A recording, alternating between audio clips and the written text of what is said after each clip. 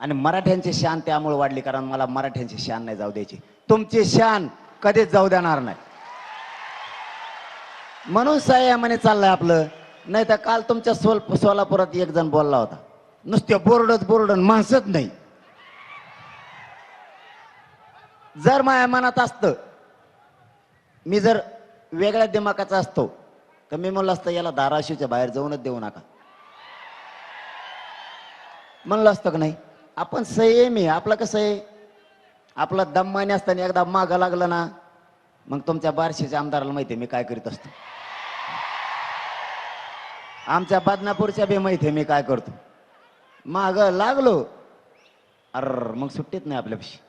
मग ते कोणाचा असो, ते राष्ट्रवादी असो, शिवसेना असो, ना तिकडे भाजप असो, ना तिकडे काही असो, आपला बाप मराठा समाज.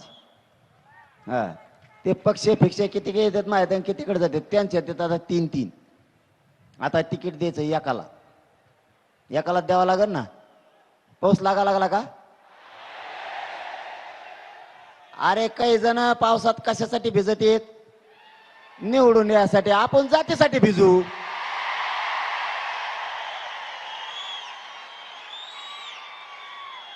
मग स्वार्थ कशा दे, मग जात मोठी करण्यात. त्यांचा स्वार्थ कशा दे, किती येतात मोजा रे, एकदा येणारच नाही काय मोजी तो. पावसात भीज नाही तर उन्हात झोप. आता मराठे काहीच येऊन देत नसतात कोणाच. इथून पुढं यांचे झाले 3-3, त्यातले अर्धे येतात मायाकडे. ते म्हणतात त्याला तिकीट दिलं आमचं काय होईल, म्हणलं मला काय माहित तो काय होईन ती.